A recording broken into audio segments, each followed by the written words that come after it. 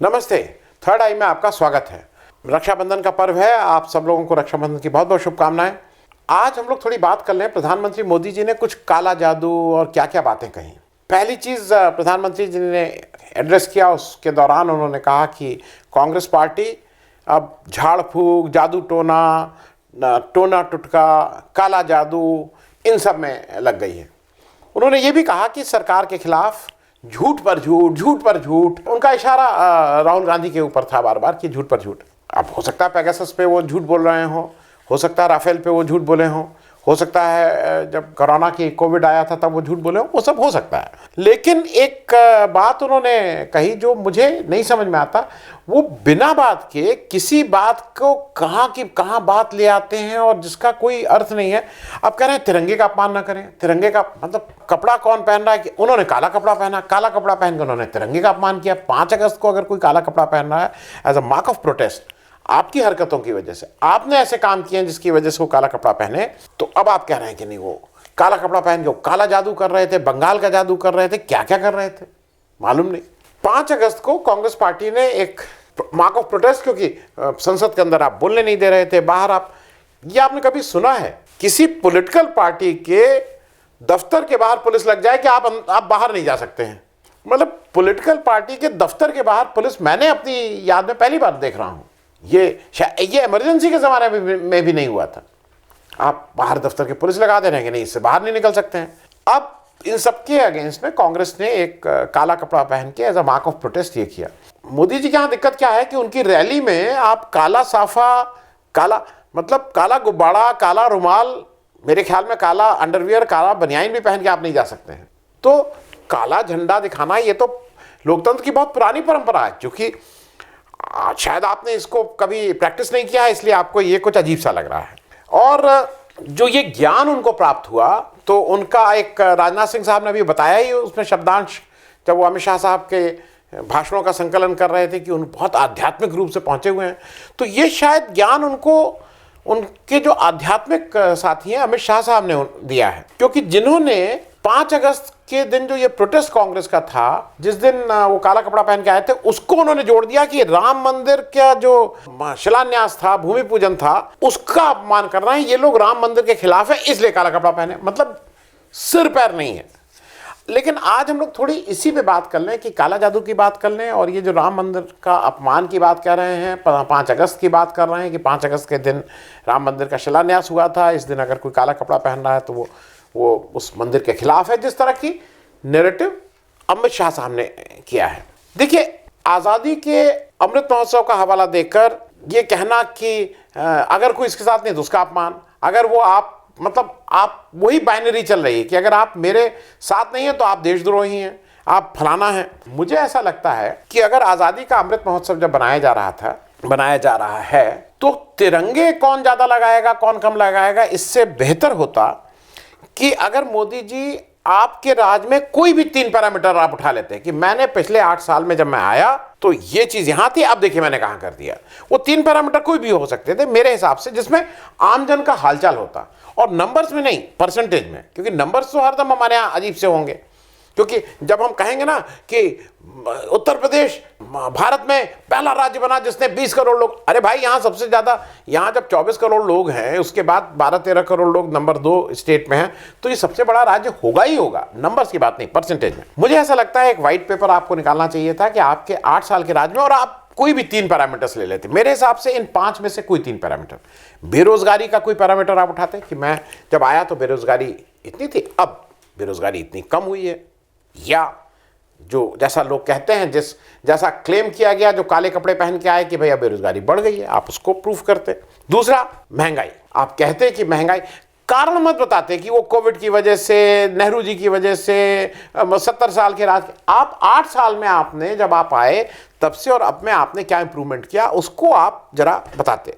या शिक्षा में आपने कौन सा एकदम से बड़ा बदलाव कर दिया जिससे शिक्षा में क्या फर्क पड़ा। आप स्वास्थ्य की बात कर लेते कि स्वास्थ्य में अगर कोई बदला, और आप गरीबी की बात कर लेते कि भाई पहले इतने गरीब थे अब इतने गरीब हैं। जो भी आप इन 5 पैरामीटर्स में मेरे हिसाब से आप किसी को भी जो आपका मन होता 3 उठाते और कहते कि मैंने 8 साल के राज्य में देखिए ये आंकड़े ही हैं, ये आंकड़े ही हैं। बात आंकड़ों के साथ करते हैं। ये घुमाने फिराने का नहीं कि मैंने कह दिया तो अब आप सबको ये कहना ही कहना है, क्योंकि आपने वहां काला जादू की बात कही, आपने कहा अंधविश्वास की बात कही। अब ये काला है या लाल है, आप एक चीज बताइए, आप जब, आपको याद है ना कोविड में जब हुआ था तो ताली किसने बजवाई थी, थाली किसने बजवाई थी? तो वो क्या था? वो अंधविश्वास था? वो काला जादू था? पीला जादू था? नीला जादू था? वो क्या था? जब आप थाली बजवा के कह रहे थे कि इससे कोरोना भाग जाएगा। आप खुद बोले हैं, आपको याद है जब आपने शुरू के आपके 1-2 साल के बाद आपने कहा था कि अगर मैं नसीब वाला हूं, अगर मोदी नसीब वाला है और मोदी के नसीब से अगर देश में अगर तेल सस्ता हो गया है, क्रूड ऑयल इंटरनेशनल प्राइस, तो नसीब, आप ही तो नसीब की बातें करते थे, आप ही तो बोलते थे कि नसीब वाले हैं। अब आपको बुरा लग रहा है, अगर आपका नसीब, तेल का दाम कम हो तो आपके नसीब से, और तेल का दाम ज्यादा हो तो वो काला कपड़े पहनने वालों के नसीब से। ये जरा ये ईमानदारी वाली बात नहीं है। अब अमित शाह साहब ने 5 अगस्त का विरोध करने वालों को अजीब अजीब बात कही, कुछ कपोल कल्पित अपने मन से कुछ बोलने लगे, उनके मुंह में दूसरे के मुंह में अपने शब्द डाल के झूठ फैलाने वाले अब अजीब अजीब तरह से लोग। तो पहले मुझे ऐसा लगता है कि 5 अगस्त की जरा हम लोग बात कर लें। पहले उन्होंने 5 अगस्त की बात कही कि भाई इस दिन प्रोटेस्ट किया राम मंदिर। 5 अगस्त 2020 से पहले एक कुछ 5 अगस्त 2019 भी आया था, और 5 अगस्त 2019 को जम्मू एंड कश्मीर के लोगों के लिए वो यादगार दिन है, और जितने लोगों को मैंने जम्मू कश्मीर में बात की है उनके लिए वो एक दिन ऐसा है which is not a matter of pride, which is a matter of gloom. वो उनके लिए दुख का दिन है, और इसलिए कि 5 अगस्त 2019 को आप ही, जो अमित शाह साहब, आप ही ने स्पेशल स्टेटस जो 370 थी उसको बंद किया था। अब केवल वही नहीं बंद किया था, आपने उनके इंटरनेट सब बंद कर लिया था, वहां के नेताओं को आपने जेल में डाल दिया था, आज तक चुनाव नहीं कराए हैं। अब एक चीज बताइए, 5 अगस्त को वो उनके लिए वो तो विरोध दिवस जैसा होगा ना, तो वो 5 अगस्त को क्या करें जम्मू कश्मीर के लोग। अब जरा कांग्रेस की बात छोड़ दें, मैं कांग्रेस की बात छोड़ दें, क्योंकि आपके हिसाब से मैं इसलिए कह रहा हूं कि 5 अगस्त को ये वो विरोध वो दर्ज करा रहे हैं नहीं करा रहे हैं, उनका वो है महंगाई के खिलाफ, किसके खिलाफ नहीं। मैं जरा एक चीज आपसे और समझना चाहता हूं अमित शाह साहब, शुद्ध राम मंदिर का जो शिलान्यास किया गया प्रधानमंत्री मोदी जी द्वारा, मैं उसकी सिर्फ बात कर रहा हूं। Let us talk on that. जो आप कह रहे हैं ना कि उनका विरोध, पहली चीज ये समझ लीजिए, जब 5 अगस्त 2020 को हुआ था, मैं बिल्कुल हिंदू के हिसाब से कर रहा हूं, now I am talking as a Hindu only. Sawan में पूर्वी उत्तर प्रदेश के उस हिस्से में कोई मांगलिक काम नहीं होता है, इस तरह का पूजा पाठ नहीं होता है, चौमासा जब बोलते हैं हम लोग नहीं करते हैं। आपने उस चौमासे में आके पूजा पाठ किया, तो आपने क्या यहाँ के लोगों की वो रखी, किसकी विरोध करने की हिम्मत? क्योंकि कोई विरोध कहता तो आप तुरंत राष्ट्रद्रोही, देशद्रोही, क्या क्या मालूम नहीं उसको कर देते, UAPA, CAPA, NAPA, मालूम नहीं किसमें उसको अंदर डाल देते। तो वो क्या करता विरोध? उस समय लोगों ने दबी जबान से, क्या हिम्मत नहीं थी आपके सामने कहने की। दूसरा, प्राइम मिनिस्टर मोदी जी ने वहां कैसे पूजा की, मैं जरा समझने के, अपने को समझाने के लिए कर रहा हूं, क्योंकि राष्ट्र के प्रथम व्यक्ति तो राष्ट्रपति हैं। राष्ट्रपति कोविंद जी थे, मोदी जी तो राष्ट्रपति नहीं थे। और अगर कोविंद जी राष्ट्र के प्रथम व्यक्ति हैं तो उनको मेरे ख्याल में पूजा करनी चाहिए थी, वो हिंदू भी थे, क्योंकि क्यों उनको आपने पूजा नहीं करने दी? जो मुझे समझ में आता है, क्या वो दलित थे इस कारण आपने उनको, राष्ट्र के प्रथम व्यक्ति का जो उनका हक था, क्योंकि मोदी जी किस हक से कर रहे थे? अगर मोदी जी वो पूजा कर रहे थे तो उससे पहले मेरा ख्याल में जिसका ज्यादा हक बनता था वो राष्ट्र के राष्ट्रपति को होना चाहिए था, क्योंकि ये चीज बार बार नजर में आती है आप दलितों को कैसे ट्रीट करते हैं। बीबी मौर्य जी को आपने गवर्नरशिप से हटा के इलेक्शन लड़वाया MLA का, लेकिन डिप्टी चीफ मिनिस्टर नहीं बनाया। डिप्टी चीफ मिनिस्टर आपने किसी ब्राह्मण और किसी बैकवर्ड को बनाया। वोट तो दलितों का चाहिए, लेकिन बस वोट ही चाहिए, बाकी जैसे हो वैसे ही रहो। फिर मैं जरा इसी पे बात पे आ जाऊं, जो आप कह रहे हैं कि 5 तारीख को वो दलित कैसे विरोध करे। अगर आपने कोविंद जी की बात को कोई अगर दलित रहा है कि भाई उन्होंने क्यों नहीं किया, कहां विरोध करे? मोदी जी एक और चीज बताइए, हिंदू धर्म के अनुसार आप भी पूजा कर, आप मालूम नहीं आप कितनी पूजा करते हैं क्योंकि हम जहां जिस उत्तर प्रदेश से हम आते हैं, उस उत्तर प्रदेश में किसी भी मांगलिक कार्य के समय अगर आप शादीशुदा हैं तो आपकी पत्नी आपके साथ होनी चाहिए, किसी भी धार्मिक अनुष्ठान में। मेरी जो जानकारी है और जो मुझे पता है, मोदी जी शादीशुदा हैं।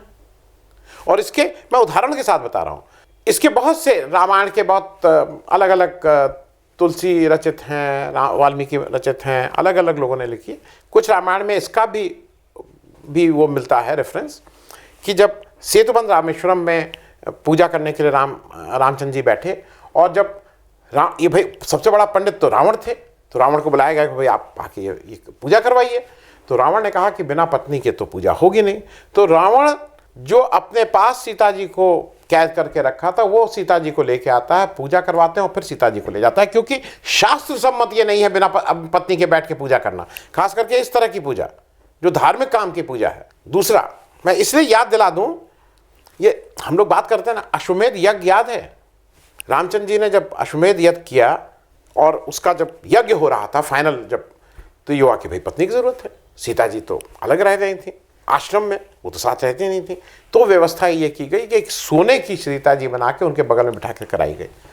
आपने अपनी पत्नी को बगल में बिठा के क्यों नहीं ये पूजा की? क्योंकि आप शादीशुदा हैं, इसलिए मैं कह रहा हूं। आज अगर जो शादीशुदा नहीं है, योगी जी आके कहीं भी पूजा करें, वो योगी आदमी है, कोई दिक्कत नहीं है। लेकिन आप शादीशुदा हैं, मेरे ख्याल में आपको अपनी पत्नी के साथ ही, और इसलिए इसका विरोध कौन करे? मैं हिंदू हूं, इसका विरोध कहां करूं जाके? क्या आपने शास्त्र सम्मत ढंग से पूजा नहीं की? अब जरा मुझे एक चीज बताइए, जादू टोने को आप कहते हैं आप नहीं मानने वाले हैं, आप अंधविश्वास को नहीं मानने वाले हैं, आप सामाजिक उसके न्याय के बिल्कुल पक्षधर हैं, सबका विकास, सबका वो घर घर बेटी, बेटी पढ़ाओ बेटी लिखाओ। उन 15 लोगों में जो राम जन्मभूमि न्यास में जो ट्रस्ट के लोग हैं, आपको इस आधे की आबादी से एक व्यक्ति भी नहीं मिला, एक भी महिला नहीं मिली जो उस 15 में आ जाए। आप सामाजिक न्याय की बात करते हैं, आप महिलाओं को बराबरी की बात करते हैं। कहाँ विरोध करें, किस जगह विरोध करें आप? क्योंकि वो जो न्यास है वो ब्राह्मणों से भरा हुआ है भाई। उसमें केवल एक कामेश्वर चौपाल जो है वो दलित हैं, आरएसएस के पुराने एमएलसी रहे हैं, वो अलग बात है। एक केवल कामेश्वर चौपाल है, बाकी 11-12 वहां ब्राह्मण आपने रखे हैं। आपने वहां कहाँ आपका बैकवर्ड प्रेम और ये प्रेम चला गया? समाज के जो हिंदू धर्म के बाकी लोग हैं उनको तो आप भूल गए। तो मैं जिस बात से जो मुझे लग रहा है कि ये थोड़ा ठीक नहीं है। आप प्रधानमंत्री के पद पे बैठे हैं, ये जादू टोना और फलाना और अंधविश्वास, और पॉलिटिकल पार्टी को बिल्कुल टारगेट करिए, उनकी योजनाओं पे करिए, उन्होंने नहीं किया उस पर करिए। आप कहाँ की बातें लेके आ जाते हैं जिसका न सिर न पैर, कि वो जादू टोना कर रहे हैं, वो काला कपड़ा पहने हैं। काला कपड़ा is a mark of protest. आपके सामने प्रोटेस्ट कौन कैसे करे आदमी? प्रेस कॉन्फ्रेंस आप करते नहीं हैं, आप मतलब बहुत से ऐसे इंस्टीट्यूशंस हैं जिसको आप खत्म कर रहे हैं, तो कहाँ प्रोटेस्ट करें? तो मेरे हिसाब से काला कपड़ा जो उस दिन पहना गया वो मार्क ऑफ प्रोटेस्ट था। दूसरा चीज़, जो हिंदू धर्म में ये भी माना जाता है कि शनिवार को काला कपड़ा जो पहन के आता है, तो एक चीज़ याद रखिएगा, काला कपड़ा भैरव का होता है। तो भैरव के काले कपड़े को मेरे हिसाब से उसकी खिल्ली मत उड़ाइए, क्योंकि जो शनि और भैरव है ना, ये थोड़ा गुस्से वाले हैं, कहीं गुस्सा ना हो जाएं। क्योंकि मैं तो हिंदू धर्म को मानता हूँ और ये सब मैं विश्वास मानता हूँ। तो शनि का और इन सब का अगर खिल्ली उड़ाई गई तो उसका दुष्प्रभाव भी हो सकता है। तो थोड़ा संभल के। धन्यवाद।